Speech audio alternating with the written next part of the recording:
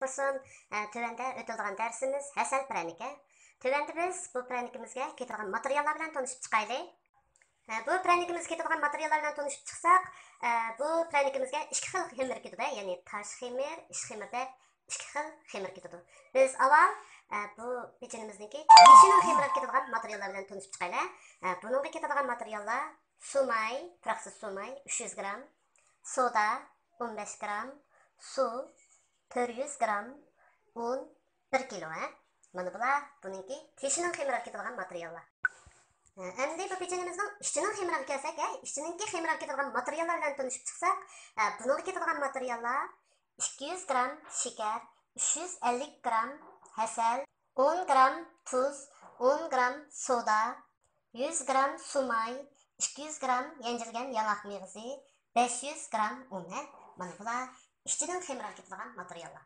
Endi bu pechenimizningki zinnatlash uchun ketadigan materiallar bilan tanishib chiqsak, buningga muvaffaq miqdorda tuxum seriqi, ya'ni muvaffaq miqdorda shilib nipis to'g'ralgan yaloq meg'zi. Mana shuning bilan bu pechenimizga ketadigan umumiy materiallar bilan bir qor tanishib chiqdik. Endi biz bu pechenninki ishlash bosqichiga o'taylik. Endi bu pechenimizning ishlash bosqichiga kelsak, bu pechenimizning mashg'ulotlari asosan qo'lda yeb berildi. Biz eng avval quruq javrimizga bu tayyor qilib olgan 1 kilo unimizni to'kib olamiz. Biz hozir bu qilayotganimiz teshining xemiri. Teshining xemirini tayyorlayapmiz. Shuning uchun biz teshining xemiriga 1 kilo un tayyorlagan. 1 kilo unimizni quruq javriga to'kib olamiz. Undan keyin bu unimizningki o'ttirini ichib olib, bu sodani to'kib olamiz. Sodani to'kib bo'lgandan keyin o'ttirga sumayni qo'yib olamiz. Fraksiz sumayimizni qo'yib olib, undan keyin bu suvni az-azdan quyib turib, lag'manning xemiridek holatda xemir yo'g'irib olamiz. Mana bu xemirimizni yo'g'irib tayyor qildik. Bakmi chin emas, bo'shroq lag'manning xemiridek holatda, lag'manning xemiri tingan holatda bor bu. Shunda holatda xemir tayyorlaymiz. Mana ko'ringlar. Endi bu xemirimizni bir 10 minutcha tindiramiz. Ya'ni mishal bir eskartib qo'ygan gap, mush xemirni yig'ib vaqtimizda mana suyimizni, abayqa o'chib olgan suyimizni bir xil quyib etmaymiz. Az-azdan quyib yig'iramiz. Agar xemirimiz bek chivib ketib qolsa, endi yana suv jalsak bo'ldi. Ammo bo'shib ketib qolsa, un jalsak, mana ichidagi maylari sal ketmay qolgan ahvol bo'ldi. Shunga mush suvni quygan vaqtimizda cho'qim az-azdan quyib turib, mana shunday darajada xemir tayyorlaymiz. Endi biz bu xemirimizni 10 minutcha tindirib, shu tingicha ozliqda biz buni ichiga ketadigan xemirni tayyor qilaylik. Endi biz bu pechenimizningki ishchining xemiriga kelaylik. Ishchining xemirini tayyorlash uchun biz yana quruq javrimizga tayyor qilgan 500 gram unimizni to'kamiz. Bu unni to'kib bo'lgandan keyin bunga bu shakarni aralashtiramiz. Shakarni aralashtirib bo'lgandan keyin yana bu soda bilan tuzni to'kib olamiz. Shu un tipidagi narsaning bir qor bunga mana shu xil usul orqali qo'limiz bilan aralashtirib olamiz. Endi bunga bu yaloq meg'zini to'kib yana aralashtiramiz. Bunga o'xshash buni undan aralashtirib olamiz. Mana ko'ringlar, buni shu xil usulda aralashtirib olamiz. Endi buni mana undan aralashtirib oldik. Endi bunga bu sumayni qo'yamiz. Sumayimizni quyib, undan keyin bu hasalni quyib, buni xemir holatga keltiramiz.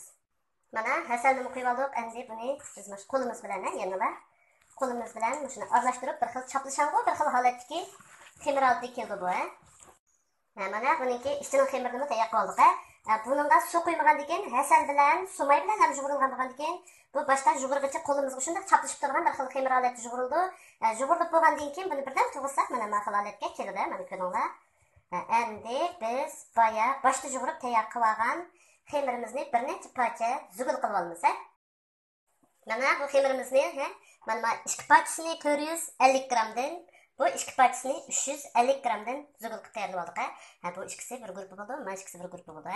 Mana 450 gramdan o'zgan xemirimizni tekka yoyamiz.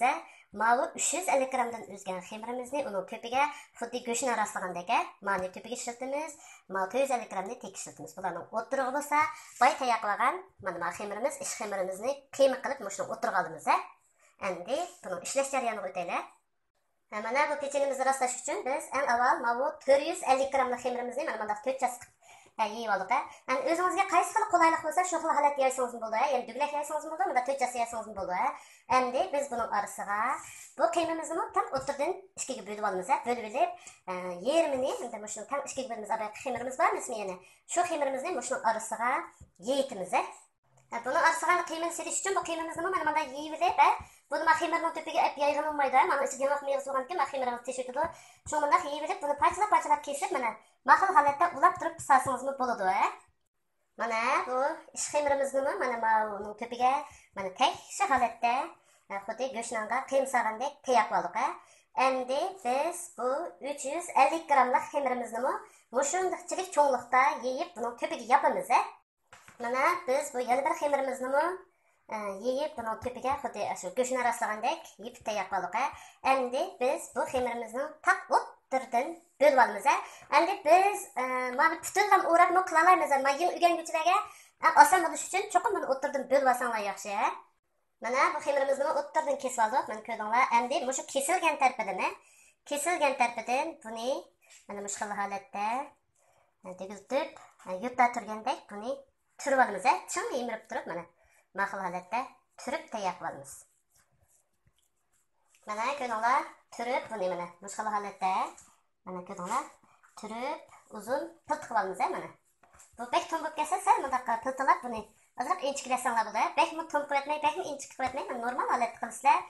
Endi buni mushta tayyor qilib bo'lgandan keyin buni endi ishkilik kenglikda mushta to'g'ratmoqmiz. Mana bu xemirimizni mana ishkilik kenglikda kesib tayyor qilib oldik. Bundan bek keng bo'lib ketsa bu bek ig'ir to'xtab ketadi. Endi tas chiroyli chiqmaydi. Mana bu xil holatda kesib olamiz. Mana ko'ringlar.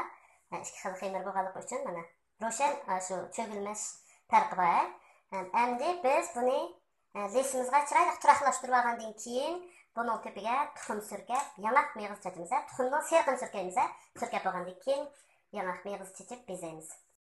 Mana bu pechenimizni tekshik kesib, mana lesimizga turaqlashtirib oldik. Endi biz bu tuxum serqini bu pechenimizning ustiga tekshik surkab, uni surkab olgandan keyin bu yanoq mevuzni to'piga chechib sunnatlaymiz. Mana bu pechenimizni rastlab, tayyor qilib, to'piga tuxum surkab, uning to'piga shilib to'g'ralgan yanoq mevuzni chechib tayyor qilib oldik. Endi biz oldin qizitilgan duxovkada, ya'ni 190 da 170 gradusda buni 35 minutdan 40 minutgacha araliqda pishirib olamiz. Mana bu asal pranikimizni pishib chiqdi. Mana ko'rdinglar. O'tir hisob bilan 35 minutcha vaqtda bu pishib chiqdi. Mana buniki shu ichidagi sog'an qiymimiz mana shunday ko'pib chiqsa, bu yumshoq bir xil baqalidek bir xil holatda ko'pib chiqsa, bu intan yaxshi bo'lgan bo'ldi. Mana ko'rdinglar. Shunday chiroyli ham shunday yeyishlik pranika bu mana. Shuning bilan bu darsimiz tamom. Xayr xo'sh, tushunmaganlar bo'lsa, yana davomli so'rasanglar bo'ldi.